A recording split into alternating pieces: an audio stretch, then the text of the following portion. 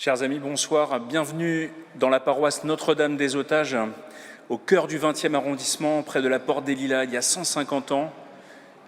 9 prêtres, un séminariste, 38 gendarmes sont venus mourir ici, sous les balles des communards. Ils ont été assassinés pour les prêtres, pour leur foi.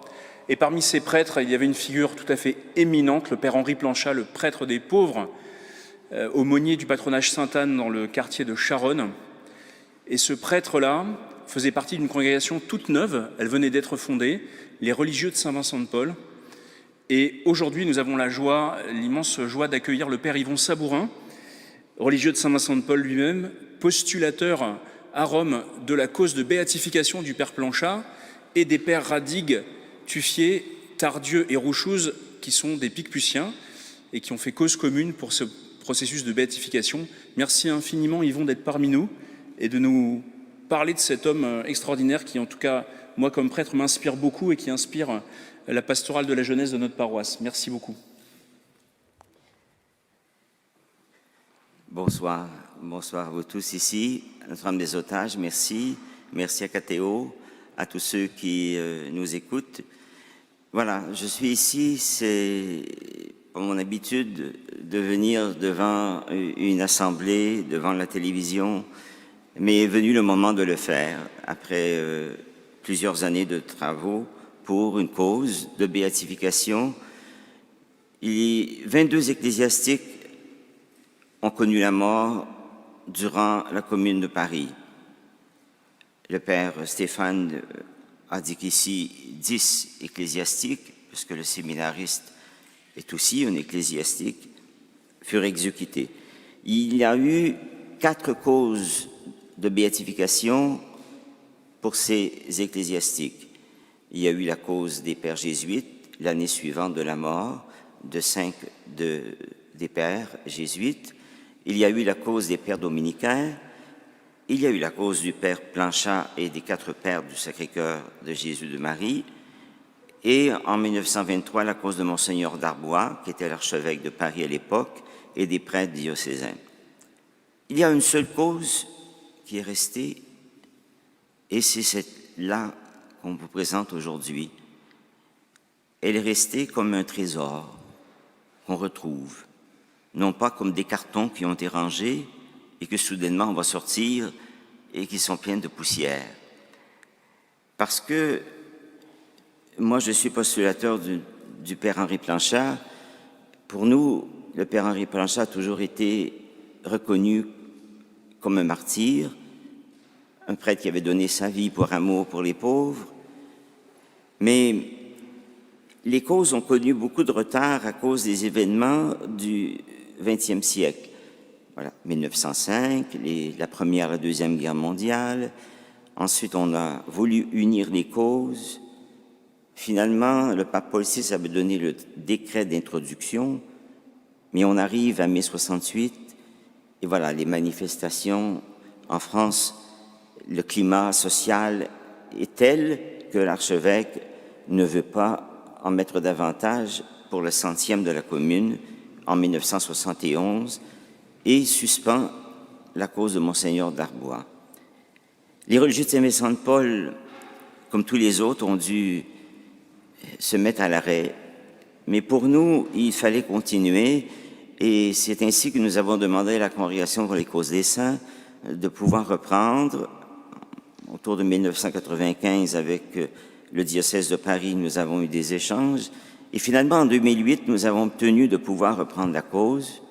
Nous avons consulté les autres religieux et finalement, les pères de Picpus, on les appelle comme sous le nom du lieu où ils ont leur maison mère, les pères du Sacré-Cœur, sont revenus. Ils étaient avec nous, d'ailleurs, en 1897, quand on a introduit le procès en béatification. Bon, voilà. Alors donc, moi, aujourd'hui, je ne peux pas vous parler de tous les martyrs. On n'aurait pas le temps. Et si je peux le faire avec un guide, un bon guide, eh bien, je vais le faire et ce sera le père Planchat. Je vais parler évidemment des autres aussi, évidemment, de l'histoire. Vous savez, ici, il y a un petit, j'appelle le petit, mais pour moi il est petit, mais c'est un gros livre rouge qui est juste à ma droite. Ce livre, c'est le fruit du travail des recherches, d'abord du procès de béatification du procès diocésain en 1897, 98, 99, et de toutes les recherches dans les archives nationales de France, des archives du Vatican, pour pouvoir comprendre le contexte historique et démontrer de façon certaine qu'il s'agissait d'un martyr. Le 20 octobre, les consulteurs historiques pour cette position ont voté à l'unanimité la valeur, la certitude que tous les éléments historiques sont démontrés. Le 11 mars, donc c'est tout prêt, nous avons eu le vote des consulteurs théologiques et ils ont voté à l'unanimité pour dire que les faits présentés démontrent le martyr. Ça ne veut pas dire qu'ils sont martyrs. Encore, la béatification n'est pas venue. Il reste une dernière étape. Les cardinaux, un groupe de cardinaux doit étudier la position dans les prochains mois, disons, peut-être qu'au mois d'octobre, nous aurons le vote des cardinaux ou à l'automne. Et si le vote est positif, il sera présenté au pape François, tout ce travail, et c'est lui qui donnera le décret pour la reconnaissance du martyr. Alors, sur ce lieu ici, on se trouve sur le lieu où, justement, le 26 mai, nous avons connu le drame le plus horrible qu'on puisse imaginer, durant la commune du moins. Parce que sur ce lieu a coulé du sang, ce fut un massacre incompréhensible pour tous, tellement que, même si tous ceux qui étudient la commune le savent, on a beaucoup de difficultés à en parler. Parce que parler de ça, c'est parler de la haine. On ne peut pas tuer de cette façon sans avoir quelque chose qui est porté dans le cœur que seul Dieu peut connaître. Mais moi, je ne suis pas ici pour faire un procès à des personnes, ni pour faire un débat sur la commune. Je ne participerai jamais à aucun débat. S'il y a des débats qui doivent se faire, oui. Mais moi, mon but, c'est de vous parler des événements, des faits et des personnes qui ont entraîné ces prêtres dans la mort. Sur ce lieu, ici, il y avait à l'époque un café-théâtre. Mais durant la guerre franco-prussienne, la garde nationale avait pris les locaux pour en faire un poste de commandement parce que les fortifications n'étaient pas très loin. Après la défaite qui a été très humiliante pour les Parisiens, c'est une partie du motif pour lequel il y a eu la rébellion. Le lieu est demeuré un poste de commandement pour la commune, de sorte que, à la fin, les derniers jours, c'est le lieu où se sont retrouvés une bonne partie des chefs de la commune. C'est le lieu où on est tout près du Père-Lachaise, les Versaillais entraient et c'était le dernier lieu. Après la mort des otages, parce qu'on les avait appelés otages, c'est devenu un lieu de curiosité parce que là, on avait eu un massacre de 10 prêtres, 36 gendarmes, quelques civils. Les gens venaient, voulaient savoir, voulaient connaître. Comme quand il y a un drame, on veut aller voir un accident, on se présente, on a ce désir de curiosité. Mais cela n'a pas duré longtemps. Il est venu un moment où c'est devenu un lieu de prière. Pourquoi? Parce qu'il y avait ici des martyrs. Et là, peu à peu, le lieu est devenu une chapelle. On y venait y prier les martyrs. C'est devenu une petite église. Et c'est devenu une paroisse. Nous allons parler du père Henri Panchard qui disait dans une de ses lettres en prison la récompense sera grande dans l'éternité. Donc on a un regard non pas sur le sang, on a un regard sur le ciel. Mais il faut voir comment ils ont fait leur entrée au ciel. Le père Planchat a eu une réputation de martyr très rapidement. D'abord, il était connu dans Charonne. Depuis 10 ans, il faisait du ministère un ministère absolument incroyable. Tout près d'ici, il y a une paroisse qui s'appelle la paroisse Saint-Jean-Bosco. C'était l'œuvre du patronage Sainte-Anne. Les Salésiens ont pris la relève des religieux de Saint-Vincent-de-Paul. Si vous allez là, vous allez retrouver la chapelle Sainte-Anne dans la crypte, vous allez retrouver des reliques du patronage Sainte-Anne et le fameux tableau de l'arrestation du père Planchat. Plus près ici encore, si vous sortez de l'église et vous allez près du numéro... Merci. Du numéro 85, vous allez avoir les fameux panneaux qu'on trouve dans tout Paris, triangulaires, panneaux historiques.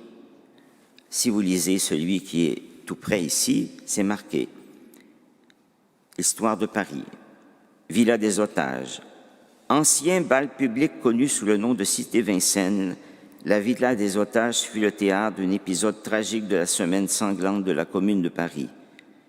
Le 26 mai 1871, 50 otages tirés de la prison de la Roquette, pour la plupart des prêtres, des gardes de Paris et des gendarmes, y furent conduits et abattus par la foule sans autre forme de procès. Parmi eux figure l'abbé Planchat, fondateur du patronage de Charonne, dont une rue du 20e arrondissement porte aujourd'hui son nom. Dès 1875, la ville de Paris a donné le nom rue Planchat. Au début, elle s'appelait rue Abbé Planchat, Abbé Henri Planchat. Mais on sait, voilà, c'est rue Planchat. Elle est toujours là. Il y a même un petit restaurant, je ne vais pas faire de publicité, mais qui s'appelle, et je crois qu'ils ne savent pas d'où vient leur nom, peut-être.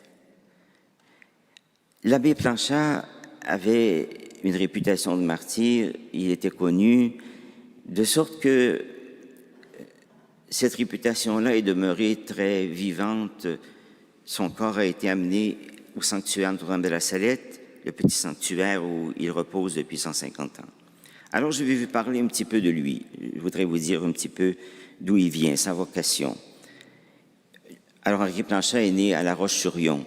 C'est dans la Vendée, qui était à l'époque très catholique, d'un père qui était avocat, qui est devenu magistrat de La Roche-sur-Yon, ensuite de Chartres, et il va finir en Algérie, au tribunal d'Oran. Sa mère venait de Compiègne, un couple vraiment très croyant, et ils ont éduqué leurs enfants avec beaucoup d'amour. Le jeune Henri est un jeune qui aimait beaucoup passer dans les églises, il disait « je visite le bon Dieu ». Et une chose qui était particulièrement belle chez lui, sa maman l'appelait le petit Saint-Vincent-de-Paul, c'est qu'il avait le désir de toujours donner quelque chose aux pauvres. Donc son papa lui donnait de la monnaie, mais ce n'était pas suffisant. Donc il prenait une partie de ses desserts, ou tout le dessert s'il pouvait le cacher, pour le donner aux pauvres. À 14 ans, son père l'envoie étudier à Paris. À l'époque, vous imaginez dans quelle ville il se retrouve. On est en pleine révolution industrielle. Il va à Vaugirard. Il y a des industries, des paysans qui sont venus de partout. Une ville agitée. Ces ouvriers travaillent 16-17 heures par jour. Beaucoup de familles dans les quartiers périphériques ont peine à vivre tellement que les femmes et les enfants travaillent dans les usines. Il y a une loi qui a été faite pour les enfants de 8 ans, pour qu'ils ne travaillent pas plus de 12 heures par jour. Et le jeune Henri découvre ce monde de misère.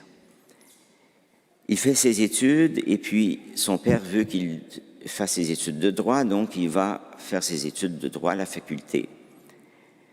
Mais il est tellement intelligent que ça ne lui prend pas beaucoup de temps pour étudier. Et il fait la connaissance avec la Société Saint-Vincent de Paul qui était fondée depuis quelques années par Frédéric Ozanam et ses compagnons. Et c'est là qu'il va commencer à faire des activités qui vont l'amener auprès des pauvres. Le patronage des apprentis, la bibliothèque pour les familles pauvres, la visite des vieillards. Alors, durant tout ce tas d'études, il fait la connaissance de ce monde.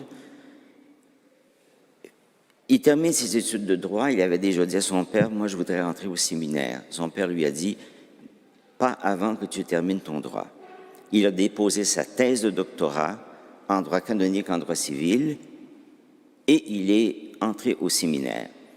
Durant son temps dans la Société Saint-Vincent de Paul, il fait la connaissance avec Jean-Léon Le Prévost, un laïc qui venait de fonder avec des compagnons les frères de Saint-Vincent de Paul.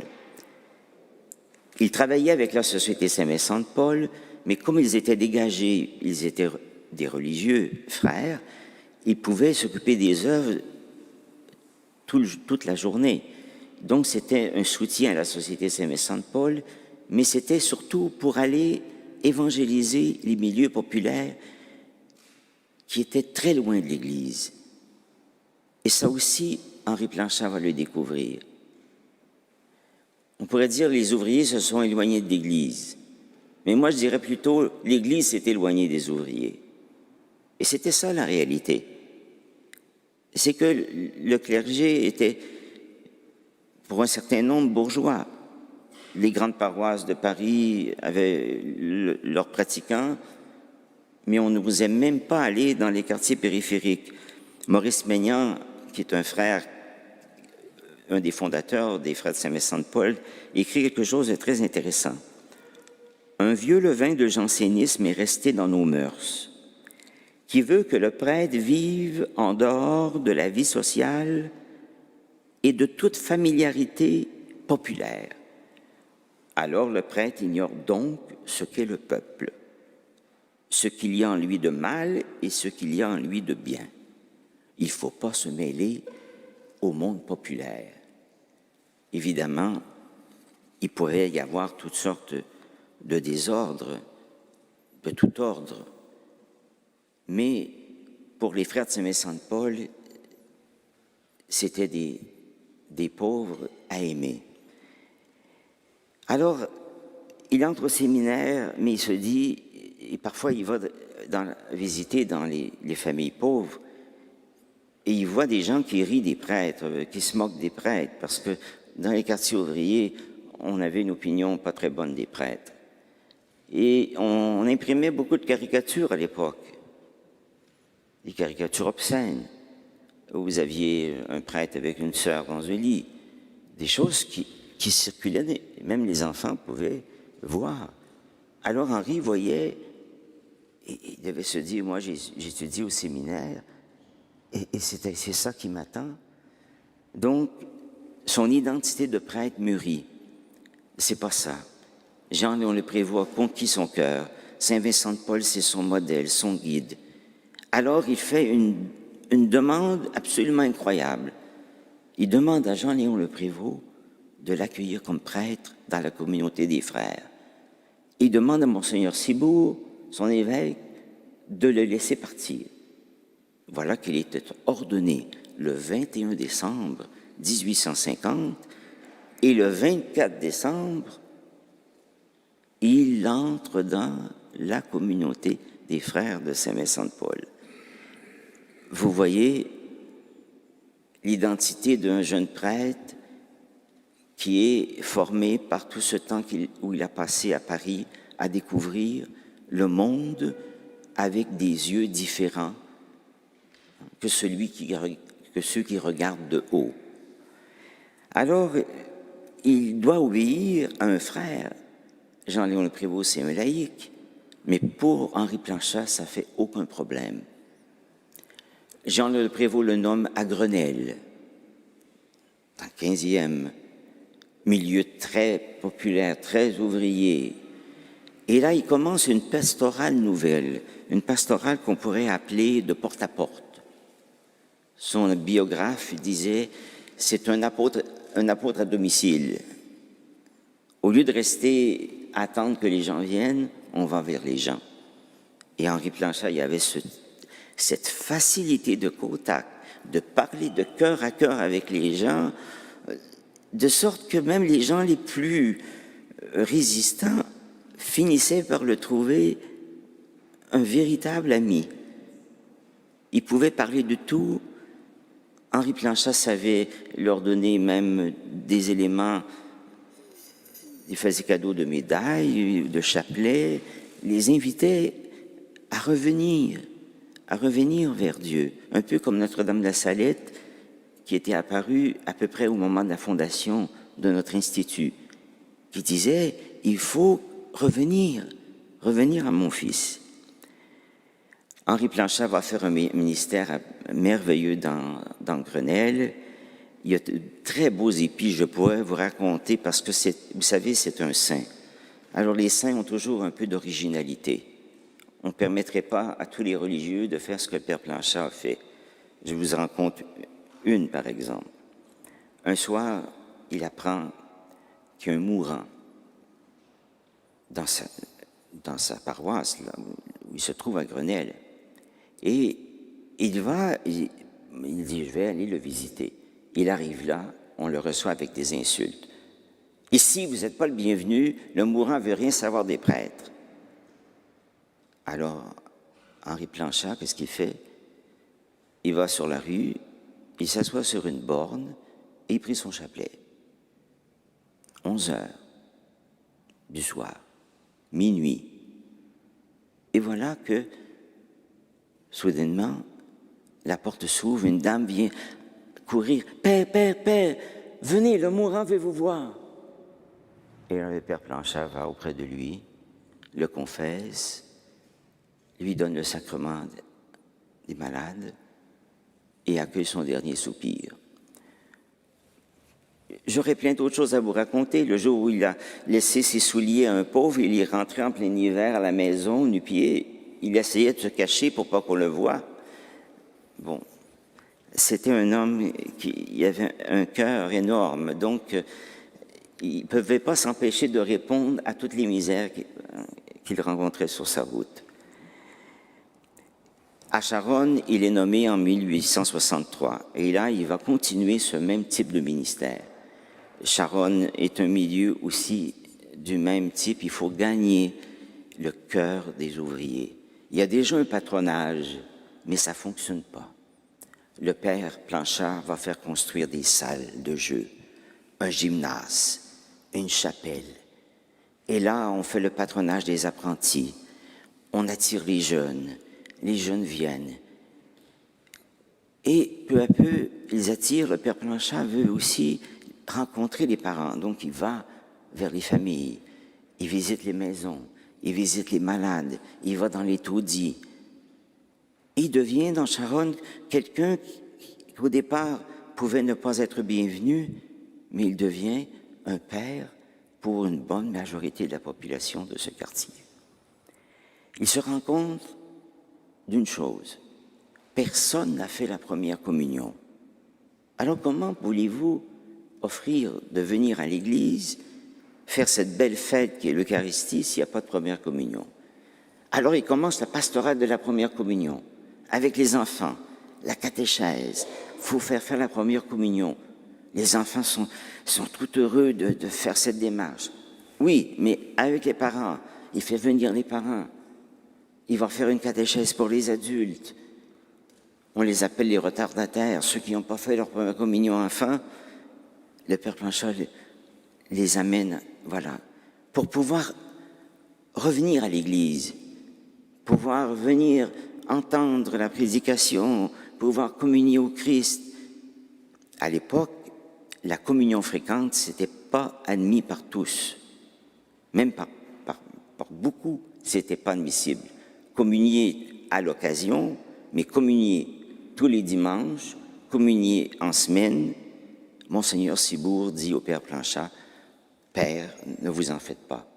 laissez faire les critiques, allez de l'avant, c'est l'enseignement de l'Église, c'est le droit du communiant avec son confesseur. On n'a pas à dire à quelqu'un qui ne peut pas venir prendre la communion s'il est en état de pouvoir le faire. Voilà. Donc, le Père Planchat va faire aussi un travail avec les Italiens. Il y avait beaucoup de travailleurs italiens, il y avait les usines et les Italiens venaient, mais ils vivaient dans la précarité. Le Père Planchat avait vécu 1 an en Italie dans les premières années. Donc, il parlait l'italien et il va commencer à faire un travail avec les Italiens. Il va fonder la Sainte Famille. C'est une réunion de famille. On se rencontre le dimanche. Voilà, il y a des activités, des jeux. On prie ensemble. Et le Père Planchat va faire des démarches pour leurs documents. Parce que ces gens-là ne sont pas mariés. Beaucoup n'étaient pas mariés. Avoir des papiers, c'était compliqué. Se marier, ça coûtait trop cher. Le Père Planchat va faire des mariages en trouvant des bienfaiteurs, en organisant, en faisant que les gens aient leurs papiers. Et là, il fait une fête. Il dit, ne vous préoccupez pas. Mais Père, on n'a pas d'argent pour faire la fête de mariage. On va trouver. Et les gens revenaient et le Père a célébré des centaines de mariages. Alors c'était vraiment un milieu où on se retrouvait dans la maison du bon Dieu, comme il disait, enfant. Mais voilà qu'arrive 1870. Et il y a beaucoup d'événements dans l'Église. Si vous voulez connaître un petit peu, ça serait bien. Parce qu'en 1870, même en Italie, il y a des changements qui vont bousculer l'Église. Mais le premier événement qui n'est pas contre l'Église, c'est la guerre contre la Prusse, que Napoléon a commencé mais qu'il a perdu. Et dans Paris, on résiste. Tout l'hiver 1870, par un hiver terrible. Alors le Père Planchat met sur pied une ambulance, comme d'ailleurs d'autres congrégations l'ont fait. Et lui-même aumônier de l'ambulance, il y a un infirmier, un médecin que la préfecture lui a donné, et ils vont secourir les blessés. En visitant les baraquements, parce qu'il y avait des baraquements de mobiles, de jeunes qui défendaient Paris, le Père Planchat se rend compte que ces jeunes, quand il n'y était pas de garde, parce qu'il n'y était pas de garde aux fortifications à tout moment, ils se perdaient. Ils se perdaient dans la vie parisienne des clubs où ils allaient avec les jeunes filles qui s'offraient pour pouvoir avoir un peu d'argent, les pauvres. Et le Père Planchat dit non, on a un patronage, venez, on ouvre les portes du patronage, venez vous amuser, vous distraire, venir. Et puis, peu à peu aussi, ils gagnent leur cœur, les jeunes viennent prier et trouvent en le Père Planchat vraiment un père qu'ils n'ont pas alors qu'ils sont jeunes, ils sont dans la guerre. On arrive à quelque chose que le Père Planchat, lui, ne s'est pas rendu compte beaucoup, mais qu'il s'en rend compte un peu. C'est que dans la garde nationale, ce n'est pas tous les commandants qui étaient en faveur de ça. Un jour, il reçoit un ordre en disant « Père, nous vous ordonnons de ne plus visiter les baraquements et cessez de faire venir les jeunes militaires dans votre patronage. » Le Père Planchat répond dans une lettre « Mon commandant, depuis que vous m'avez ordonné, je ne suis plus allé. Mais si les jeunes militaires viennent ici pour prier, s'amuser, venir à la messe, c'est pas moi qui vais les empêcher. » Le Père Planchat sentait que, voilà, il y avait des pressions sur lui. Mais il y en avait d'autres aussi, des pressions qui étaient moins visibles et qui va donner aussi, amener la tourmente de la Commune de Paris. Parce que dans le 20e arrondissement, surtout du côté de Belleville, il y avait des militants très actifs autour d'un personnage qui est devenu maire de Belleville, Gabriel Ranvier, durant la Commune. Ces militants qui étaient surtout d'un groupe blanquiste, d'Auguste Blanqui, qui a été arrêté juste la veille de la Commune, un révolutionnaire athée. Tous ces groupes, ces militants, avaient déjà exprimé dans toute leur philosophie, leur idéologie, que l'Église doit être éliminée. La religion, c'est un opium. Donc, cette hargne contre la religion était déjà présente dans ces groupes militants, surtout du côté de Belleville. Le père Planchat écrit un jour qu'il y a des espions qui viennent à ses conférences. Il se rend compte qu'il y a des gens qui viennent qui ne sont pas ses fidèles habituels. Voilà que le 17 mars, c'est-à-dire on arrive à la Commune de Paris, le 18 mars, sur la butte Montmartre, il y a la prise des canons, tentative qui échoue. Mais le même jour, au patronage, il y a une perquisition. On vient fouiller en disant que le père Planchat cache 4000 fusils chasse-peau. Moi, ça me fait réfléchir. Je me dis, mais comment ça se fait qu'au début, la commune n'est même pas encore installée, que des gens ont fait des perquisitions? Il y a eu, à Sainte-Anne, 5 perquisitions. Et cela se passe entre le 18 mars et ça va jusqu'à la Semaine Sainte. On cherche des motifs d'accuser les prêtres, le père Planchat.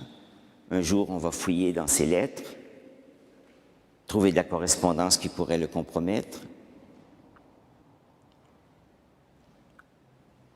Le 2 avril, dimanche des Rameaux, la Commune vote le fameux décret de la séparation de l'Église et de l'État.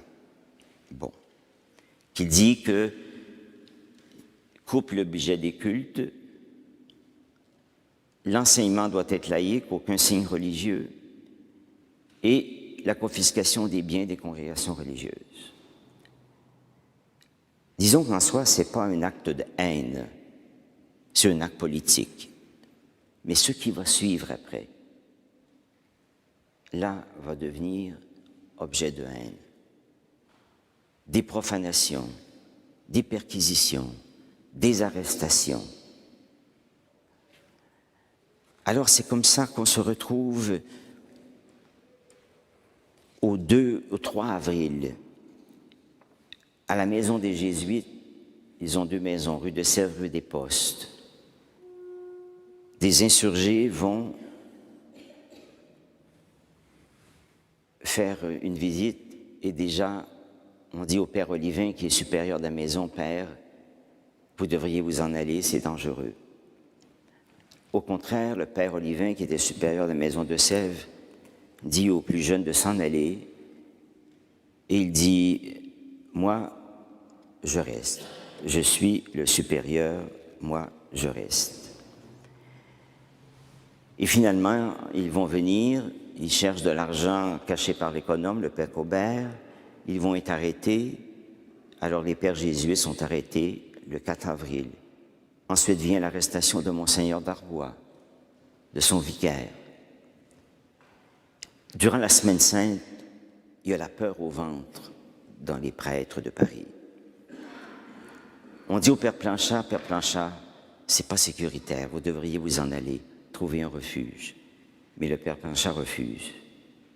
Il n'est pas question parce qu'il prépare les premières communions des enfants.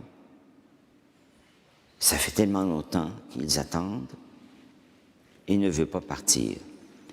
Mais voilà que le jeudi saint 6 avril, un jeune garçon entend dire que la garde nationale se prépare à venir à Sainte-Anne. Et là, on dit au père Planchat, et il dit non, je reste. Alors arrive à Sainte-Anne un groupe de la garde nationale qui vont entourer l'œuvre. Ils ont peur aussi de la réaction de la population. Ils vont rentrer un groupe de 4 armés, le revolver, les fusils dans leur vareuse, vont fouiller. Ils veulent d'abord savoir, Père Planchat a un ami qui lui aide, l'abbé de Breuil, où il se trouve, mais il avait déjà dit, le Père Planchat, allez-vous-en, Père, et ne dites à personne, ni même à moi, où vous allez. Alors le frère dernier qui travaillait avec le Père Planchat raconte ceci. C'est le 6 avril que nous fûmes arrêtés, M. Planchat et moi, au patronage Sainte-Anne. Vers les 2 heures d'après-midi, nous fûmes conduits séparément, chacun par 4 hommes, vers le poste de la rue des Amandiers. Le soi-disant commissaire qui commandait l'escorte avait le revolver au poing. Arrivés à la barricade de la rue des Amandiers, les hommes qui l'occupaient dirent au conducteur « Laissez donc ça là, nous allons les fusiller, c'est pas la peine d'aller plus loin. » Cependant, le commissaire ordonna qu'on nous conduisit au poste de la rue des Amandiers. Je fus relâché après avoir été questionné, mais le Père Planchat fut longuement interrogé, conduit à la conciergerie du 20e, où il passa la nuit dans le froid sans dormir, comme il écrira dans une de ses lettres. Après ces arrestations, il y en a d'autres qui touchent aussi notre cause de béatification, dans une congrégation qui n'est pourtant pas au centre, qui est là, de l'autre côté, Picpus. C'est le 11e, je crois. Et là, on va avoir une persécution incroyable sur les 2 couvents, des sœurs et des pères. D'abord les sœurs. Le 11 avril, il y a des personnages dans ça. Le commissaire Clavière, avec le journaliste Henri Rochefort qui est présent, qui est journaliste du journal Le Mot d'Ordre, qui est très anticlérical, vont visiter les sœurs. Alors la sœur dit ceci dans son témoignage. Les communards viennent nous visiter le 11 avril. Ils essayèrent de fouiller le sol du jardin. Ils trouvèrent des ossements et Rochefort, dans ce journal, fit croire que c'était des restes de victimes imaginaires. Il découvrit dans nos greniers des lits orthopédiques. Il écrivit dans ce journal que les sœurs faisaient des avortements de jeunes filles, mères. Le 5 mai, nous fûmes conduites 84 religieuses à la prison de Saint-Lazare et nous sommes restés jusqu'au 24 mai quand les Versaillais sont venus nous libérer. Le lendemain, voilà qu'ils se rendent chez les pères de Picpus. Ils vont passer 7 heures dans la maison, le même scénario fouillé. Le père supérieur général n'est pas là, c'est le père Ladislas Rasier qui est supérieur. On demande de faire descendre tout le monde au parloir. On les fait attendre durant des heures et des heures. On va fouiller la chambre du père. Il écrit dans une lettre, quand il vient dans ma chambre, sur ce, je leur remontais qu'ils n'avaient pas le droit de fouiller dans mes papiers, comme ils le faisaient, attendu que nous ne faisions pas de politique. Alors il me répondit, « C'est pas votre politique que nous craignons. Vous dites la messe et vous portez des scapulaires. » Ils amenèrent 14 pères et un frère, dont les 4 membres du Conseil général qui font partie de la cause de béatification du Père Planchat. Tout cela a été considéré comme des otages parce que la commune avait fait voter, quelques jours plus tard, un fameux décret. On dit le décret des otages. Ce décret disait ceci, « Quiconque est reconnu coupable de conspiration contre le gouvernement de Versailles, avec le gouvernement de Versailles, sera conduit devant un juge dans les 24 heures.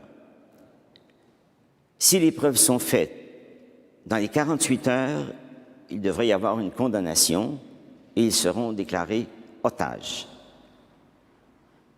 À chaque communard que le Versailles tuera, nous fusillerons 5 otages.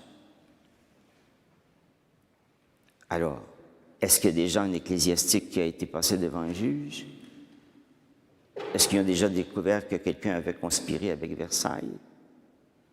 Jamais. Durant tout ce temps, jamais.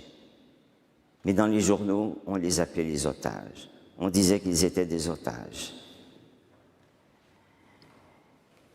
Il y a 2 communards qui vont écrire des choses importantes.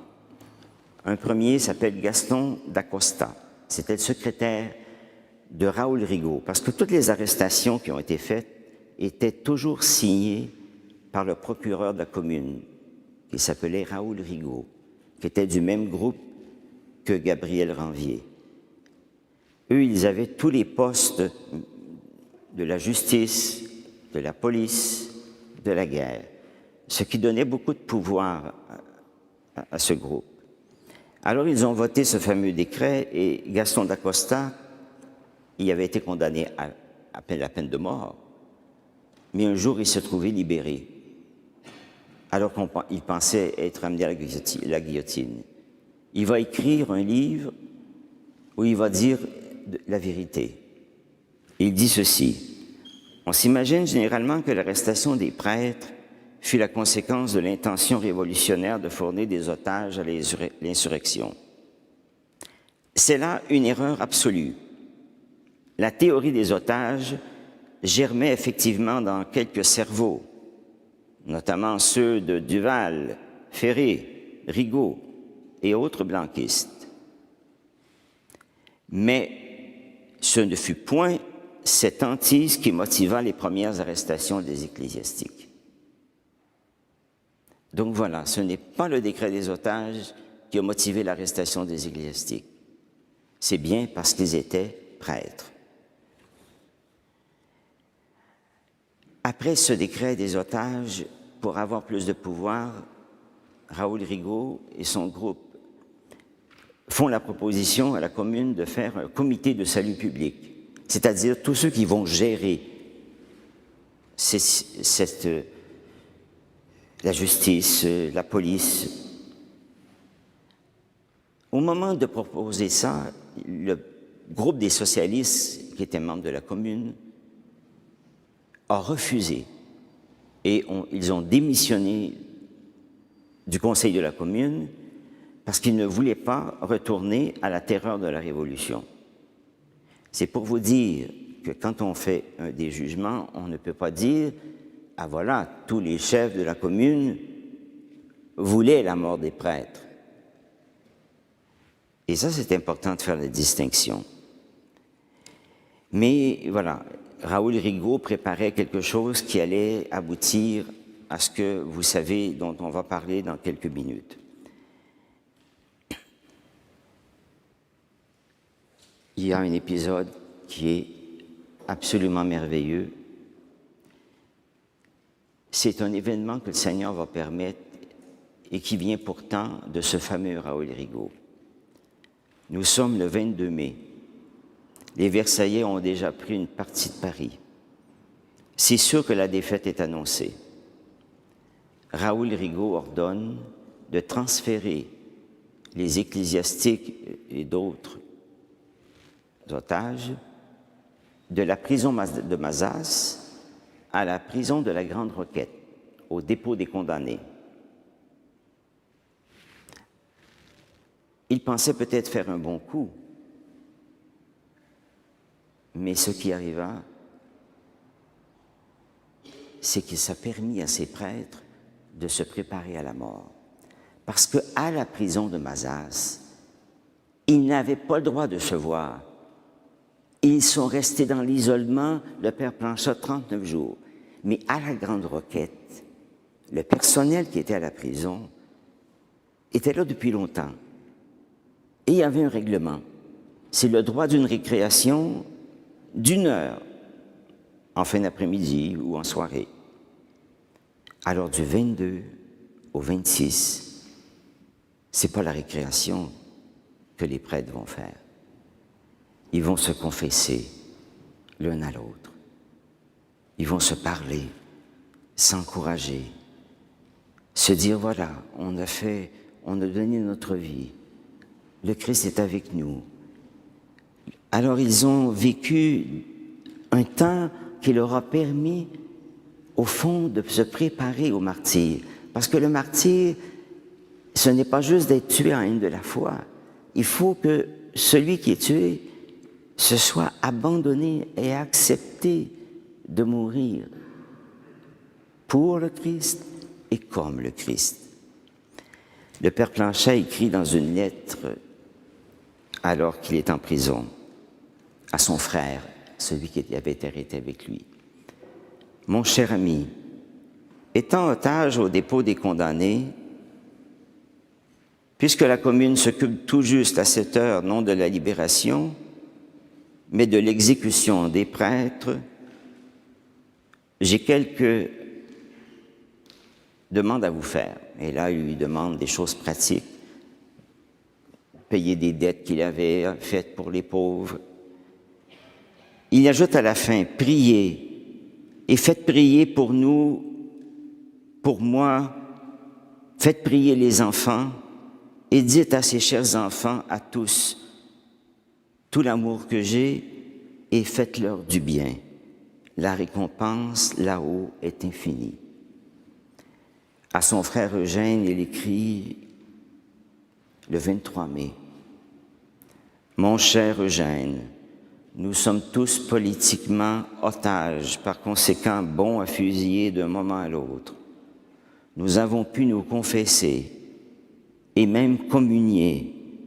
Notre sacrifice est fait. Je ne suis pas triste, je t'assure. Je prie pour tous. Priez pour moi et pour tous les habitants de la prison. » Priez pour tous les habitants de la prison.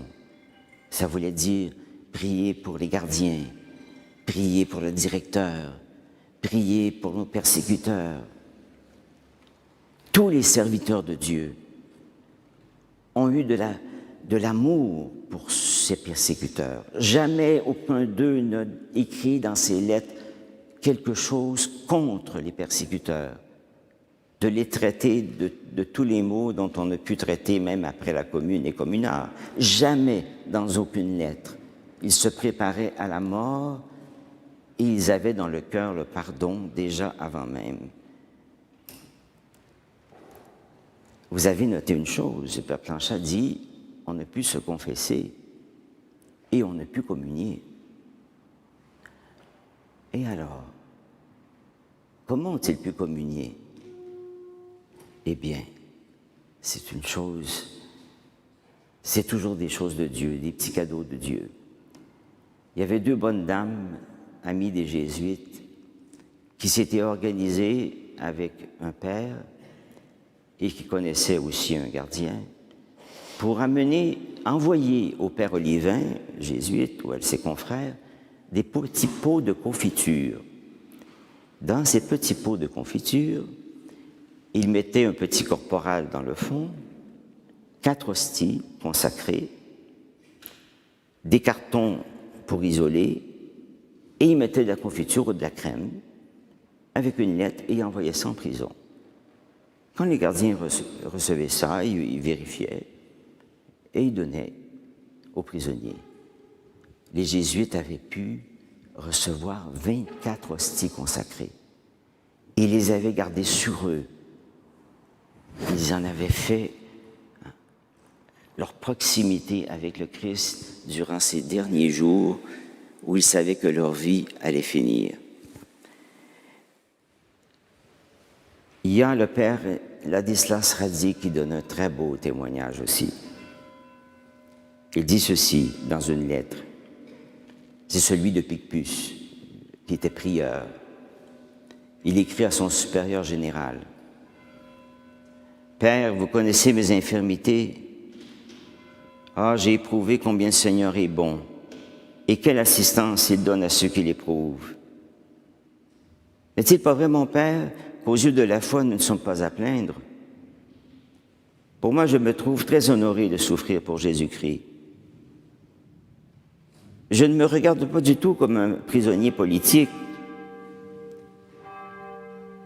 Je ne veux avoir d'autre politique que celle de mon Sauveur Jésus. Je suis donc fier de me trouver à la suite de tant de glorieux confesseurs qui ont rendu témoignage au Christ. Je passe en revue d'autres saints, de la vie des saints, qui sont loués pour avoir souffert ce que je souffre. Et je me demande alors pourquoi je ne trouverais pas heureux de ce fait d'avoir cette félicité des saints.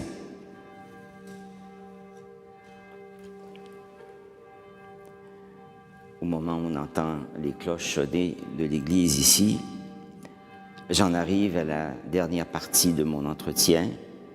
C'est pour vous raconter la journée du 26 mai. Le 26 mai, c'est un vendredi avant la Pentecôte.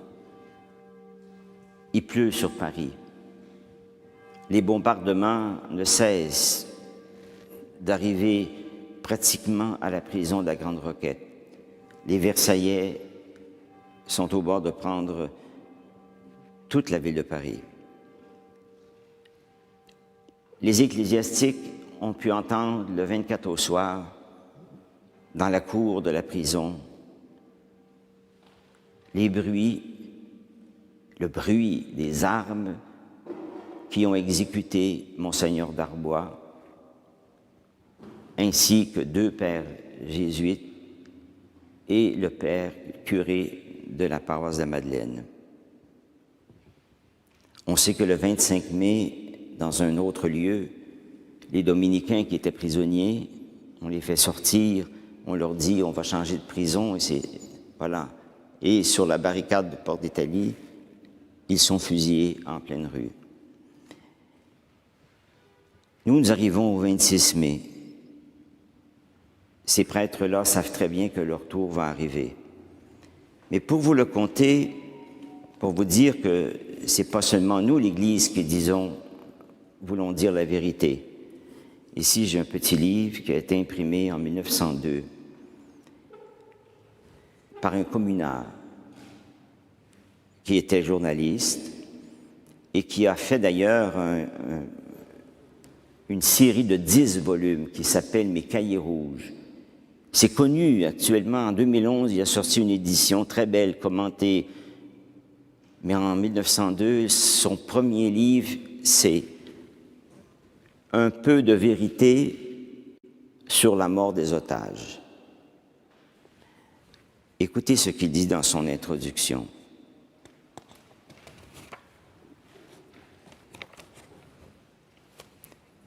Il dit ceci: « La commune de 1871 est morte, bien morte. Il semble que sans soulever aucune passion, sans agiter aucun spectre, on puisse aujourd'hui dire la vérité, ou au moins ce que l'on sait de la vérité, sur certains actes ou certains hommes, quel rôle qu'il ait pu jouer, ces hommes, et quelque poignants que soient les drames auxquels ils se sont mêlés. Ce que je me suis proposé de faire en écrivant ces pages sur la mort des otages de la Roquette et de la rue Haxo, c'est de faire un peu de vérité. Combien de mensonges devenus aujourd'hui des légendes et qui seront peut-être un jour de l'histoire. Pauvres historiens, je m'imagine leur effroi quand ils feuilleteront aux archives et finiront bien par déposer un jour d'innombrables pièces de dossiers. Alors, Maxime Vuillaume raconte, évidemment, il va raconter l'exécution de Monseigneur Darbois, et puis ensuite, il va raconter ce qui s'est passé à la rue Haxo. Comme le récit est très long, si vous permettez, je vais reprendre ce que moi je retire des plus essentiels dans son texte. Le 26 mai, un certain Émile Geuys, qui était président du tribunal de la cour martiale, reconnu pour un homme assez brutal, vient entendre qu'on a exécuté des gens près de la prison de la Grande Roquette et décide que c'est le temps d'y aller. Alors il part avec de ses sbires et des enfants perdus. Ce sont des enfants militaires durant la Commune, des adolescents plutôt, qu'on appelait les enfants perdus, un petit groupe. Et il se rend à la prison. Il se présentait vers 2 heures de l'après-midi, le 26 mai. Le directeur, c'était M. François, Jean-Baptiste François, qui demeurait sur le boulevard de Charonne. Alors Goyce lui dit, « Nous venons chercher des otages. »« Tu as un ordre ?» interroge François. « Je ne te livrerai personne sans ordre. » Goyce tira son revolver, le mit sur la gorge de François. « Allons, dit Goyce, donne les listes. » Et ajoutant, « Et cette fois, il m'en faut 50. » François fit un sursaut. « D'abord les curés, » reprit Goyce, sans lever les yeux de la liste qu'on lui avait apportée. Et là, écrivant sur une feuille volante les noms qu'il choisissait. Les jésuites, ceux de Picpus, l'aumônier de Charonne, maintenant les gardes de Paris. Et puis, je veux les 4 mouchards. La liste recopiée est remise au greffe, c'est-à-dire celui dans la prison qui est chargé de commander aux gardes. Alors on fait l'appel des noms. Les portes sont ouvertes des cellules. Olivin, le père Olivin sort de sa cellule, présent. Radigue, présent. Tuffier, présent. Et ainsi, chacun est appelé. Planchat, présent. Les 10 prêtres, le jeune seigneuret, tous répondent présents sans hésiter. Alors je reprends le cours de la lecture de Maxime Guillaume. Le cortège se met en place. Ils se mettent 2 par 2. Où allons-nous? À Belleville. À peine les 50 otages avaient-ils franchi la porte de la Roquette que la foule se répandit en malédiction. Le cortège n'avait pas fait les premiers pas, qu'il fallait déjà protéger les prisonniers contre les attaques. Même les femmes jetaient des immondices. Quand on tourna le coin du boulevard Ménilmontant, la rage qui couvait dans cette masse désordonnée de combattants en uniforme, de femmes affolées, de gamins effrayants, dégénérant en furie. « À mort !» criait-il de toutes parts. « À mort les curés! À mort les calotins !» Et là, Goyce était débordé par la foule. Il arrive à la barricade, les hommes de la barricade, une cinquantaine, du 74e bataillon, sous les ordres du capitaine Dalavous. « Peux-tu nous donner 2 hommes en renfort ?» demande Goyce au capitaine. « Certainement, je viens avec vous » répondit Dalavous. Et voilà qu'une vingtaine de gardes en plus se mettent à suivre le cortège. En tête, Goyce. Les prêtres suivent.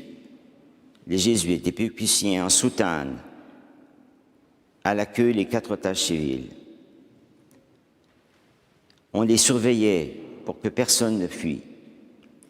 Au moment où on était rendu au coin de la rue de Puebla, une foule épaisse, avertie par les rumeurs et les cris, crie « À mort, qu'on les fusille !» Les femmes criaient « Cochon !» criait l'une d'elles en fixant le groupe des prêtres. J'avoue, Maxime Guillaume met une note. Je ne vous dis pas les mots exacts qui ont été proférés. Où les conduisez-vous? Au secteur, rue Axo, ils arrivent à la mairie du 20e, Gabriel Ranvier est là, Goyce discute avec Ranvier, il peut passer 15-20 minutes, et finalement Ranvier lui indique de les amener évidemment rue Axo. Obéissant comme à la parade, les gardes de Paris s'alignèrent en silence devant la grille de la rue Axo. Un homme ouvra la grille qui donnait accès à une étroite et longue allée. Une 60aine de pas, les otages se trouvaient rassemblés dans un terrain vague, bordé par un bâtiment, un seul étage, surmonté d'un clocheton, au-dessus duquel il y avait un balcon de bois. Cette entrée du secteur ne s'était pas faite sans incident. Appuyé contre le mur à l'entrée, un homme athlétique injuriait et frappait chacun des prisonniers. Et là, on sait, dans un autre témoignage, que quand le pertufié, qui avait un certain âge, tombe sous le coude, alors le jeune seigneuret va le relever. Et là, il reçoit un coup de crosse tellement fort qu'il retombe à 2 mètres, dit le témoin. Cette entrée du secteur n'était pas, sans incident. Quelque chose allait arriver avec cette foule exaspérée. Là, les chefs qui étaient là, réunis sur le balcon, discutèrent. Varlin, un des hommes de la commune, fait des efforts pour tenter de s'opposer au massacre, mais ses collègues ne lèvent pas la voix. Alors il suggère de descendre, d'aller parler à la foule. Alors un d'eux, Rouillé, il dit « Non, il ne faut pas qu'on l'on puisse dire un jour que les membres de la commune étaient là. » Et là, le spectacle qui se présente, la rue Axo, est terrifiant. Soudain, les feux éclatent. L'un des acteurs de ce drame, qui a vu le cortège, décrit la scène.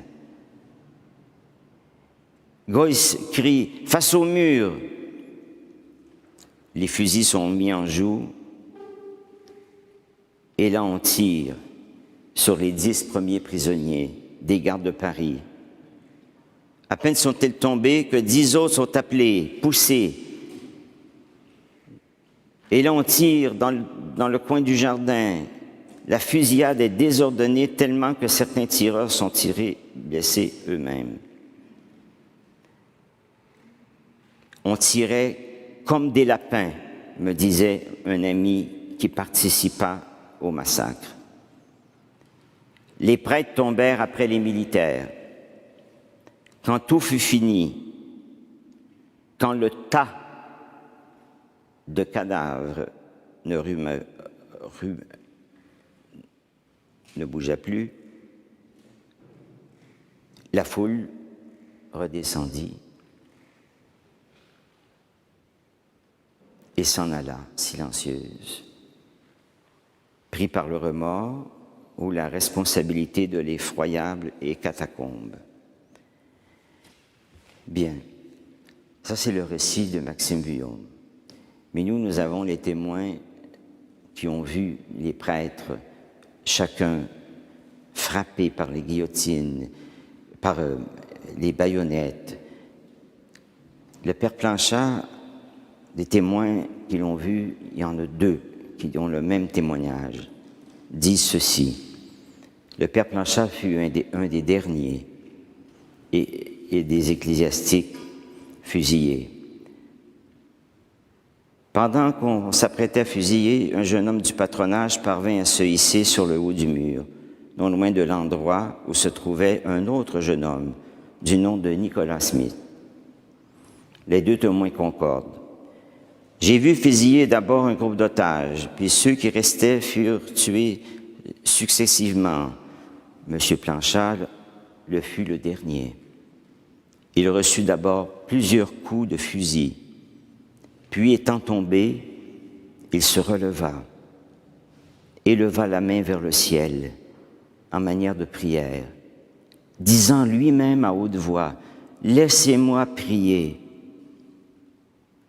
Le père Planchat fut atteint par 7 balles au torse, au bras, aux jambes. Il s'effondra sur un communard garibaldien.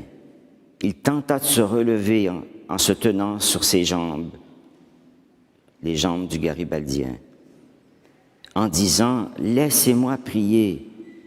Ce garibaldien lui donna un coup de sabre sur la tête. Mais à son tour, ce communard reçut une balle et s'écroula. Enfin, les yeux tournés vers le ciel, le père Planchat reçut la dernière balle en plein front. Sa cervelle fut projetée sur le mur et tomba vers l'arrière. Quand on retrouva son corps, les yeux étaient encore ouverts et les pupilles tournées vers le haut. C'était la fin de sa prière. Il y aurait beaucoup d'autres témoignages à vous présenter, mais je pense que ceux-là sont suffisants pour comprendre la gravité, l'horreur qu'on a des difficultés à expliquer. D'où vient cette haine? Est-ce qu'on peut, si on veut, fusiller quelqu'un parce qu'il est coupable? Une balle suffit. Le 27, le lendemain, les cadavres étaient là. La garde nationale va à Ruaxau pour tenter de cacher les cadavres. Ils pensent d'abord les enterrer. Mais quelqu'un leur dit « Écoutez, en dessous de ces corps, il y a une citerne, une fosse septique. » C'était pour... Il y avait une salle de bal qui devait être construite. Donc, il y avait une fosse qui était vide. Et il y a un trou d'1 mètre sur 85. Alors, ils décidèrent de jeter les corps dans la fosse. Alors, ils jetèrent ceux qui furent fusillés les derniers. Le père Planchat, les autres prêtres, les gendarmes. Et là on connaît aussi l'histoire épouvantable du 28, du 27, quand les Versaillais rentrent dans Paris. Et là aussi, c'est un véritable massacre. Il y a des milliers de personnes qui meurent. Donc, ce jour du 28, dans Paris, c'est encore très dangereux. Les cadavres restent là tout ce temps-là, jusqu'au lundi de Pentecôte. Et là, le lundi de Pentecôte, arrive le beau-frère du père Cobert le jésuite avec son neveu, un père jésuite. Ensuite, il va avoir l'aide du curé de Belleville. Ils viennent et ils ne savent pas qu'ils sont dans la fosse, parce qu'ils ont mis des madriers, de la paille, pour cacher la fosse. Mais là, ils voient les mouches, et ils s'approchent, une odeur épouvantable de ces corps en putréfaction. Et là, ils se disent « Ah, merci Seigneur, nous avons trouvé nos frères. » Ils ouvrent et là, ils voient la montagne de cadavres sous le soleil qui plombe. Et ils vont les sortir un à un. En attachant une corde, un descend dans le trou avec une échelle et vont les sortir. Ils vont mettre d'un côté les gendarmes, de l'autre côté les religieux. Et durant la journée, chaque congrégation va venir chercher ses victimes. Les religieux disaient, mais sans pas, les frères ne savent pas que le père Planchat est à Ruaxau. Ils cherchent toute la journée pour le retrouver, ils savent qu'il a été fusillé. Finalement, on leur dit, allez Ruaxau. Ils arrivent vers la fin de l'après-midi, il reste un corps à sortir de la fosse. Et là, au moment de le sortir, il y avait quelques dames qui étaient là aussi, qui le reconnaissent. Père Planchat! Avec les 2 frères qui étaient là, il y avait un jeune homme du patronage Sainte-Anne, un collaborateur étroit, proche du père Planchat. Il se jette sur son corps, il l'embrasse en pleurant, il le tient, père Planchat. On amène le corps du père Planchat son visage est plein de sang, sa soutane, mais il est reconnaissable malgré l'énorme blessure d'abord du sabre et de la balle en plein front. Ce qu'il remarque, c'est que les yeux n'ont pas été touchés et les yeux sont ouverts et la pupille des yeux est tournée vers le haut. Voilà comment est mort le Père Planchat. Il a été mis dans le sanctuaire Notre-Dame de la Salette.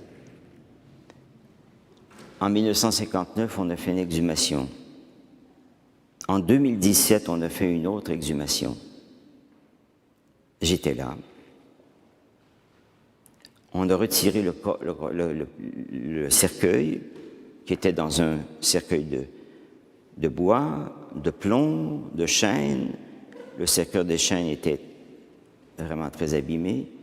Les ouvriers ont ouvert et nous avons trouvé le corps du Père Planchat intact. Ils l'ont nettoyé. Le médecin légiste nous a montré toutes les balles de fusil qui sont encore dans son corps, parce qu'à l'époque, les balles restaient dans le corps. Il nous a montré toutes les blessures, la colonne cervicale. On a tout vu. Son corps est souple. Nous l'avons, le personnel qui travaille dans ce genre d'exhumation, on fait le traitement pour qu'on puisse bien le conserver. Nous lui avons remis des habits liturgiques. Nous l'avons remis dans un cercueil de bois, de plomb et de chêne. Et il a été remis dans le caveau du beau sanctuaire que vous pouvez visiter ici à Paris, qui vient tout juste d'être rénové. Je termine avec la conclusion. Je ne sais même pas combien de temps j'ai pris. Voilà.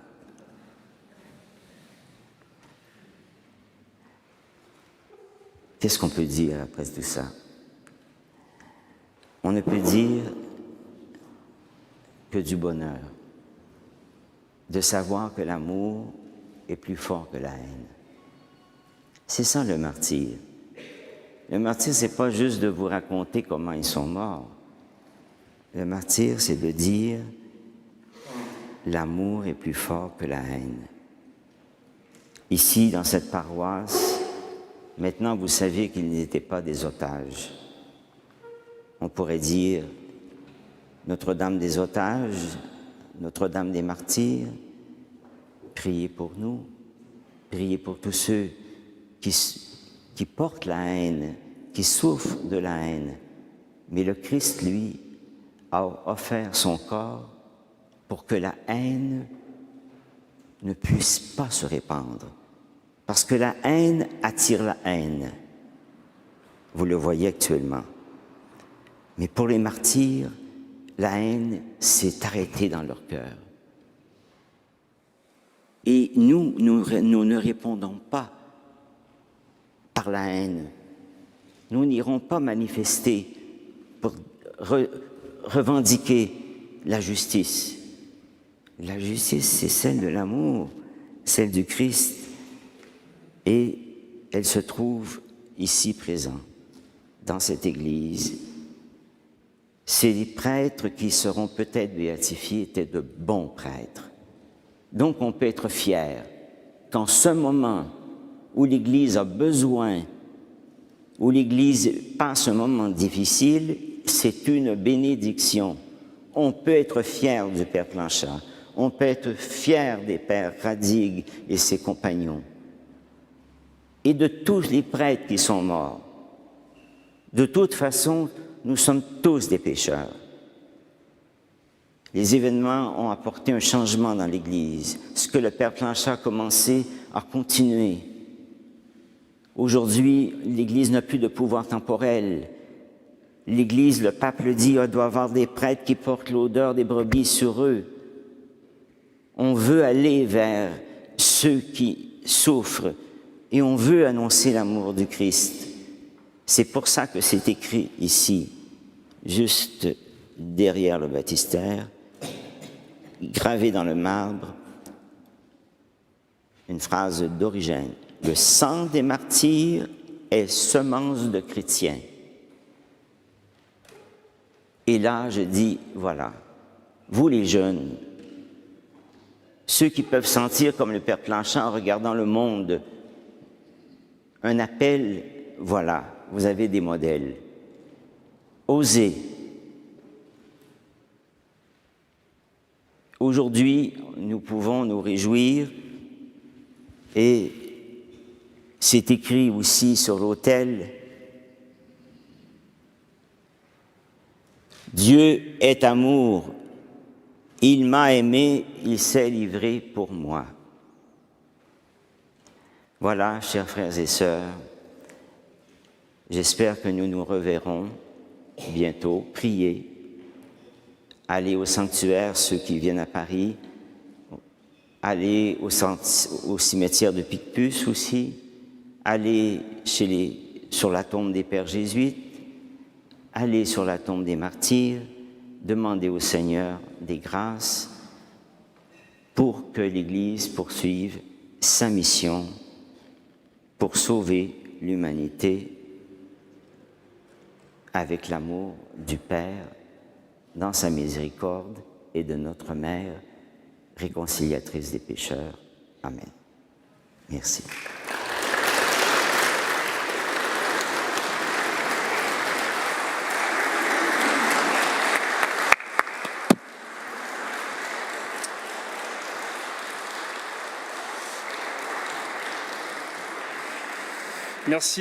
Merci beaucoup Yvon de nous avoir fait revivre le Père Planchat sous nos yeux. Nous allons refaire cette marche des martyrs depuis l'ancienne prison de la Roquette jusqu'ici, samedi 29 mai à 17h, départ du square de la Roquette à 17h, pour revivre tout ce parcours. Nous pourrons prier, nous pourrons nous confier les uns aux autres. Et je vous propose de conclure simplement en disant cette prière de Notre-Dame des Otages est un « Je vous salue Marie ».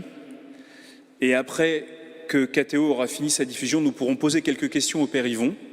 Merci à KTO et à tous les moyens techniques qu'ils ont déployés. Merci à tous ceux qui nous ont suivis par les médias sociaux.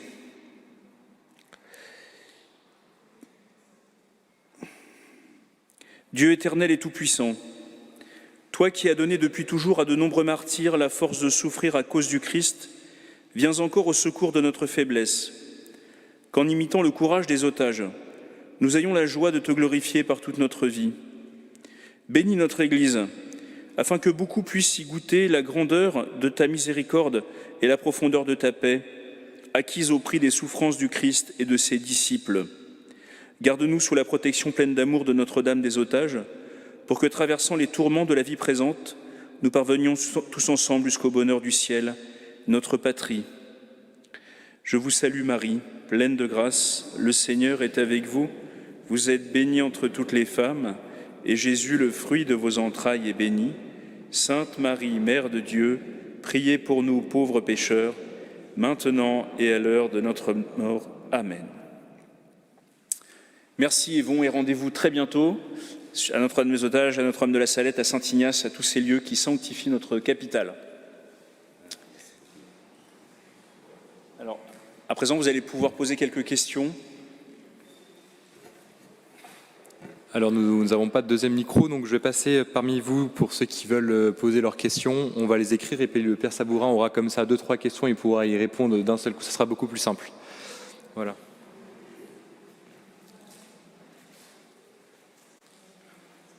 Donc, les personnes qui souhaitent poser des questions, vous levez la main et Hubert va venir avec un petit papier.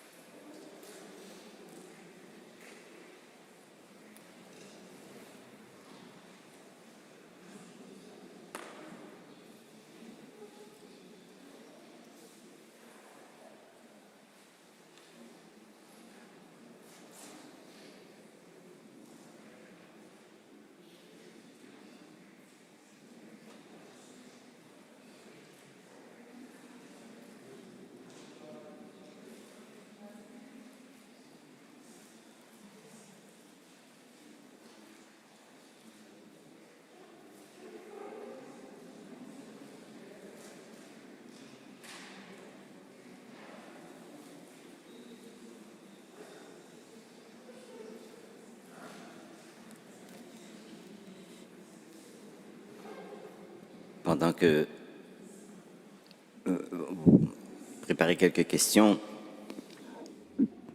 je voudrais dire que demain, on fait silence. On fait silence, on va prier pour tous ceux qui sont morts durant la commune.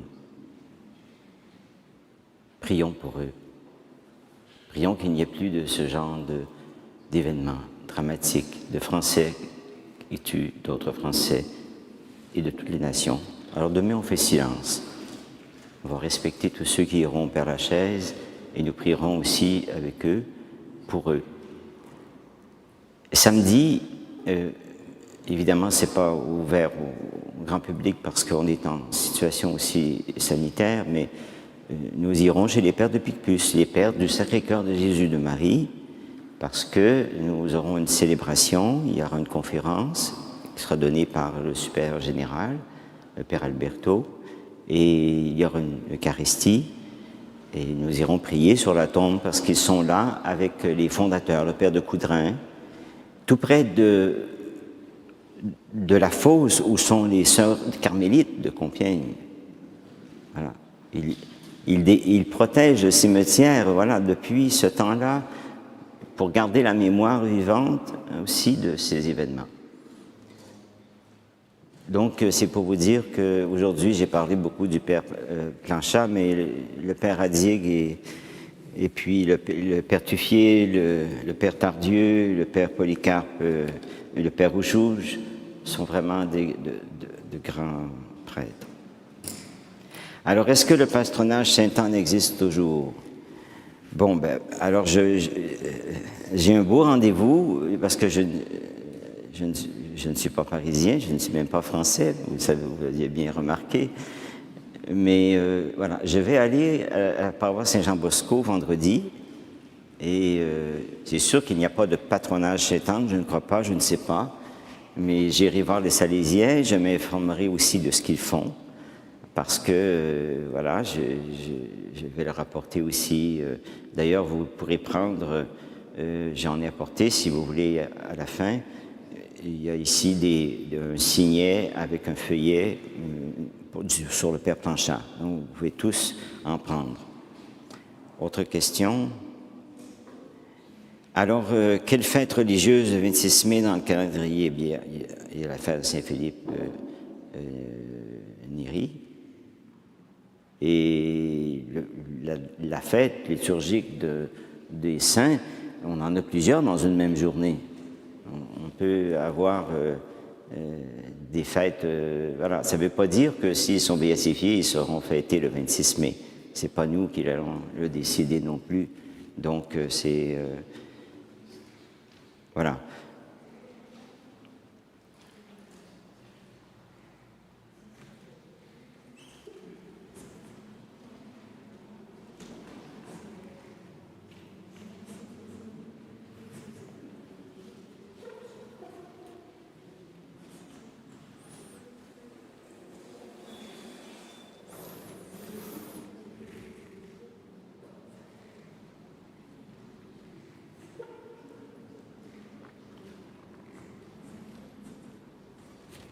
Ah, il y a d'autres questions, merci.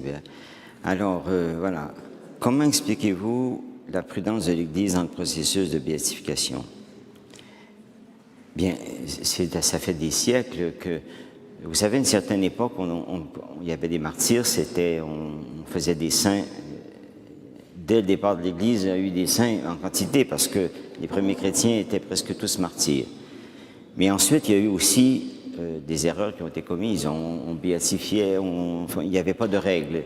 Alors l'Église a commencé à instaurer des règles. Il faut un processus qui permette vraiment...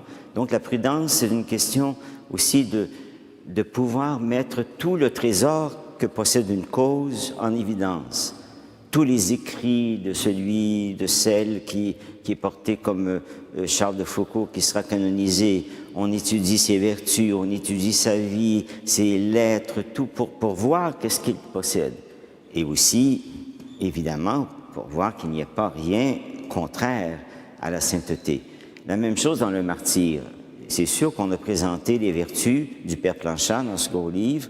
Vous avez une partie, c'est le procès diocésain. Vous avez l'histoire, vous avez le contexte historique, vous avez aussi pour chacun les vertus. Qu'est-ce que chacun avait comme vertu? Donc, je n'ai pas parlé beaucoup des vertus du Père Planchat, mais il y a toute une vie spirituelle derrière. C'est un homme de foi, un homme qui portait... Voilà. Donc, l'Église, en faisant ça, c'est pas juste une question de prudence, mais c'est aussi une question de mettre tous les éléments qui permettent à l'Église de faire de la sainteté une véritable fête. L'assurance que le culte qu'on va rendre, on le rend et on sait pourquoi. Donc, c'est pour ça que vous avez un gros livre comme celui-là.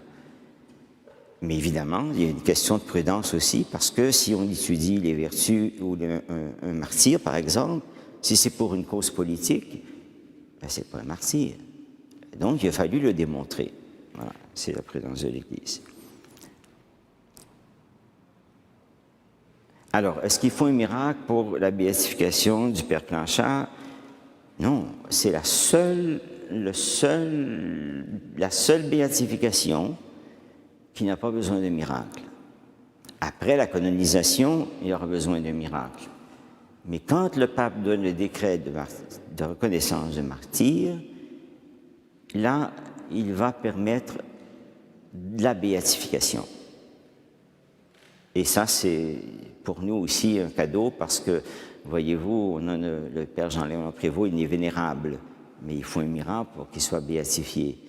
Et parfois, ça prend du temps, parce que le Seigneur aussi veut nous faire prier, veut nous faire méditer, veut qu'on puisse se les approprier.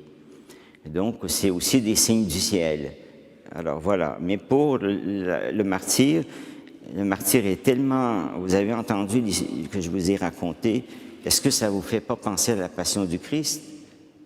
Ces cris, cette haine, cette foule, crucifiez-le, fusillez-le. Voilà, donc le martyr est vraiment un miracle parce que si des personnes comme eux ont accepté avec amour la volonté de Dieu, voilà, c'est le plus beau miracle. Est-ce que l'amour vécu d'une foi sincère peut être chargé d'une force entreprenante, voire violente ou... Bon, si je peux comprendre, je ne sais pas le sens de la question, mais le cœur humain, il est complexe, dit la parole de Dieu. Seul Dieu le connaît. Donc, les causes, si quelqu'un porte une cause pense défendre une cause, il peut penser faire le bien. Je ne vous ai pas parlé de l'histoire des Félicie Gimet. Vous, notre homme des otages, vous la connaissez, vous avez eu la chance de pouvoir l'entendre, cette histoire. Cette femme qui faisait partie des communards, qui était vêtue en homme, qui portait le nom d'un homme et qui a participé au massacre des prêtres, qui a été arrêtée, mise en prison. Et les sœurs des prisons, c'est une congrégation religieuse, l'ont aidée. Elle avait une haine dans le cœur contre les prêtres et en a souffert énormément.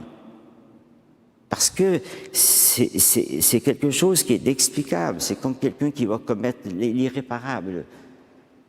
Seul Dieu peut connaître pourquoi une personne peut en arriver, soit à aimer au point de ne rien répondre, ne rien faire contre le mal, comme le Père Planchat, les pères qui sont morts. Ils n'ont pas cherché de fuir, ils n'ont pas écrit des lettres pour les dénoncer. Et pourquoi un autre, pour une autre cause,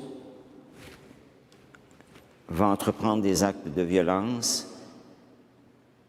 L'idéologie, aujourd'hui, l'héritage de la commune, c'est peut-être une réflexion qu'il faut faire. Est-ce qu'il y a des partis politiques aujourd'hui qui portent l'héritage de la commune? Aujourd'hui, les partis politiques ont plus d'importance. Les gens ne croient plus aux politiciens. En 1971, c'était plus délicat. Mais qu'on soit communiste, socialiste, qu'on soit de droite, de gauche. Ouais. Les gens ont perdu confiance dans tous les partis politiques. Mais est-ce que l'idéologie, est-ce que ce qui était véhiculé, la société qu'on voulait construire à l'époque avec la commune, est-ce que ça, c'est pas encore présent? Quand on voit dans les programmes scolaires en Italie, ils sont en train de faire toutes sortes de... Voilà, il faut accepter qu'un homme peut devenir une femme sans problème, il faut l'enseigner aux enfants. Et 2 hommes peuvent se marier, adopter des enfants, des mères porteuses. Vous le savez, tous ces problèmes éthiques incroyables auxquels on fait face. Mais il y a d'autres idéologies aussi qui sont derrière tout ça. Et ça, les politiciens d'aujourd'hui, ils ont pratiquement les mains liées.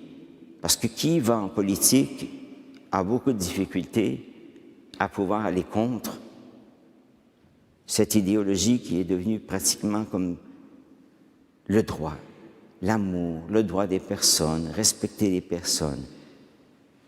Mais est-ce ainsi qu'on peut aimer, respecter les personnes, si on peut aider quelqu'un à trouver dans son cœur les raisons de son malheur, de sa souffrance?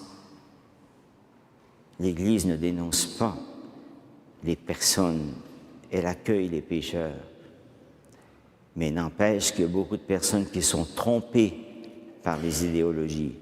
Donc là, il ne m'appartient pas à moi comme postulateur. Là, j'ai fini avec athéo, je crois. Là, hein?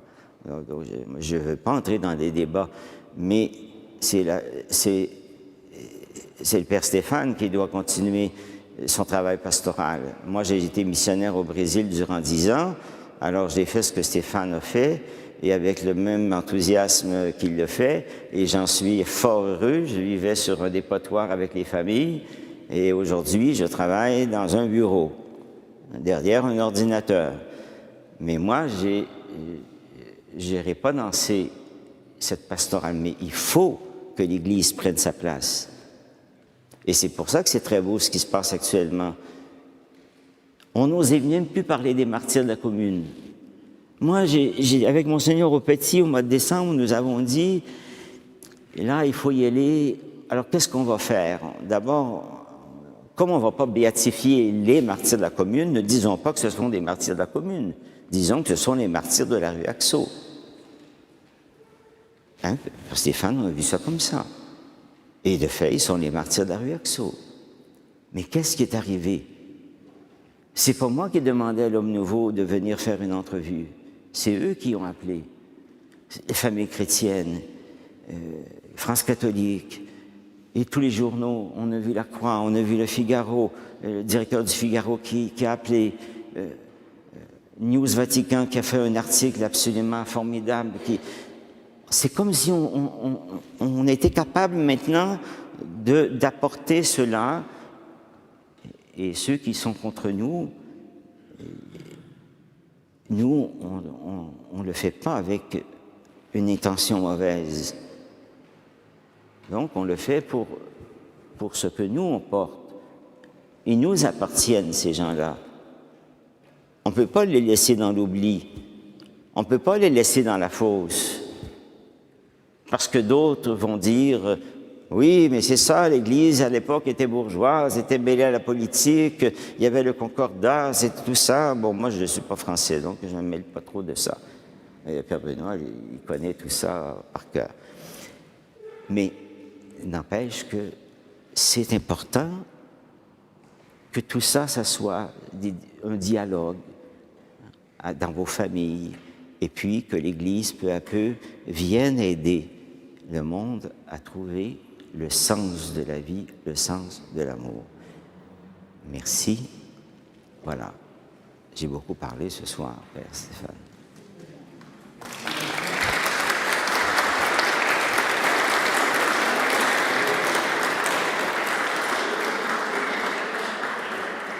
Merci, on se revoit dimanche.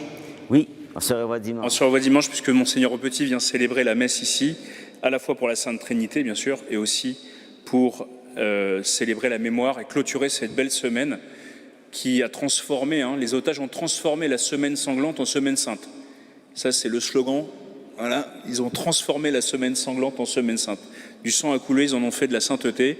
Alors merci beaucoup à vous, cher Yvon, de nous avoir éclairés.